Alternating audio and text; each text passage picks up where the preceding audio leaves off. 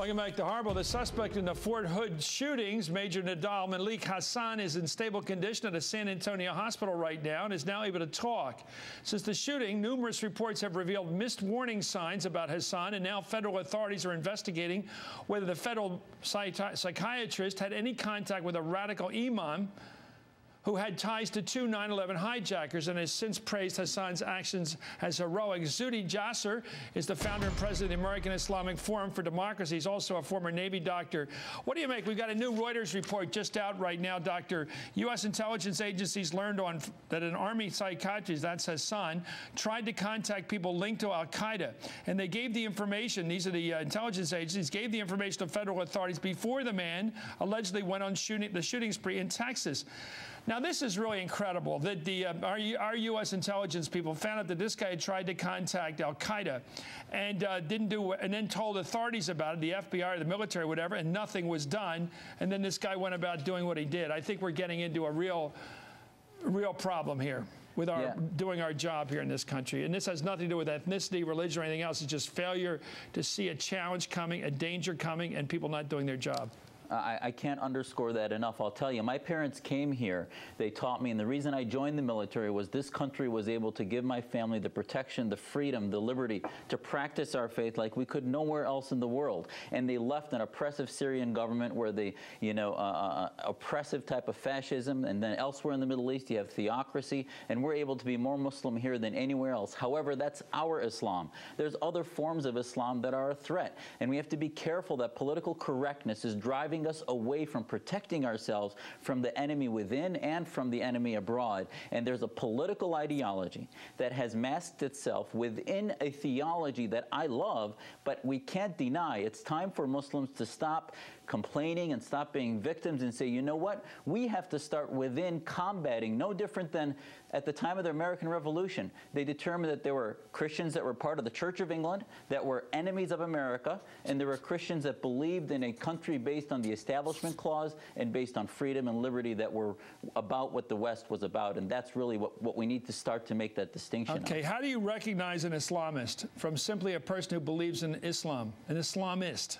An Islamist, to me, is somebody that believes that the Islamic State takes preeminence, that Islamic law takes preeminence over Western secular law, which is based on reason and one universal law. And I think Islamists may even tell you they adhere to the West's law as they're a minority, but the Islamist will tell you that if Muslims are a majority, they want the clerics, the ulama, or the scholars to start to make laws for the ummah or the Islamic nation or community.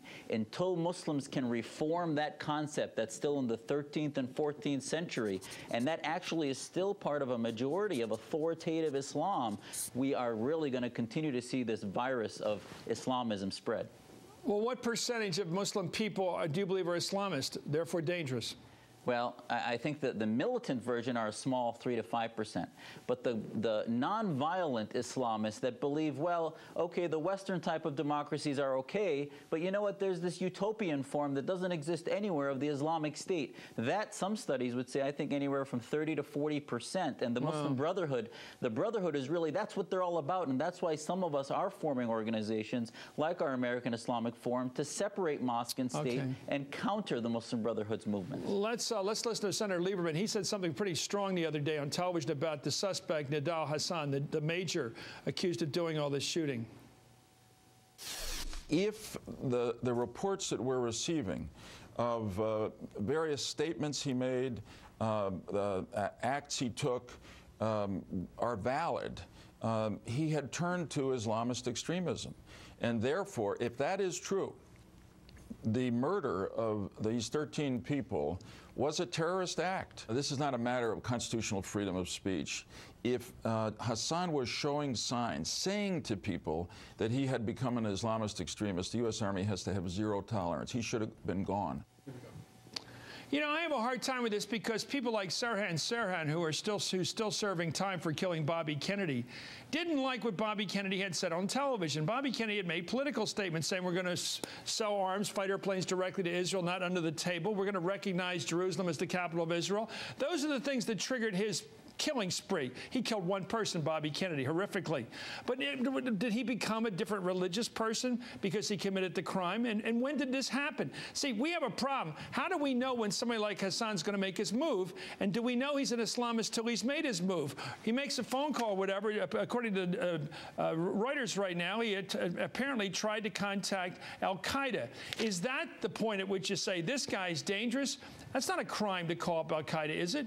Well, Chris, hold on a second. I mean, where do you stop the guy? I mean, you can't, you have to, we're not even out of the box in this contest. I mean, we are completely asleep, let alone following him and saying that we were going to stop him. We didn't have any of the signs that we were following. Sirhan, if he was around today, political Islam He is around. He's in prison. Well, I'm saying that if his type of prototype, he would be a lot more dangerous because political Islam has made huge advances while the West has been asleep against the spread of the quote-unquote Islamic State movement. And I think that clearly there are parts of the ideologies of hate of the West, of America, of conspiracy theories that this guy started to follow that were warning signs. Well, this guy, according to all the testimony, admittedly, it has not been admitted into court. We cannot call him the shooter till we have a trial. That's the way we work here, you know. That's how it works in America. You can't call, it's certainly not in the news business, you can't call somebody a murderer till you get a conviction in court. And the question here is, when can you identify a problem? That's what we have to deal with.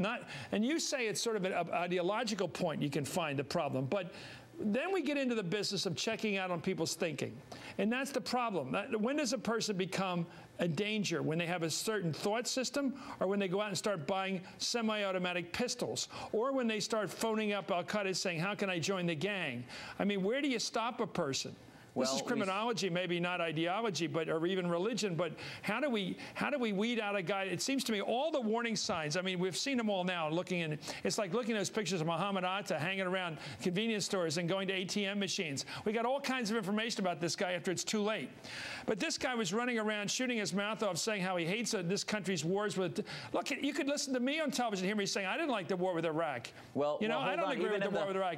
Even in the streets of a lot of Americans didn't like the war with Iraq. They didn't start shooting people about it. But even in the streets of New York this week, we saw the group Revolution Muslim applauding him, and nobody's taking their freedoms away. The issue is this guy was given a security clearance and given access to our troops that are protecting our community, protecting our country, and that's what needs to be taken away, is that, yes, we need to monitor them. If we start taking away their freedoms, then we're going to lose this war, because what Muslim families like me are here for is for the liberty. That's the best weapon we have. And you're going to alienate our greatest assets, which are Muslims, that we are going to, as devotional Muslims, win this war of ideas by being given the freedom to fight them internally within the Islamic faith. However, we also can't be asleep. We got to follow him. Okay, maybe this guy should have just been given CO status the minute he decided he didn't do anything wrong until he realized he was going to Afghanistan. Then he acted. Well, thank you so much, Judy Jasser, for joining us. Up next, the health care debate moves to the Senate.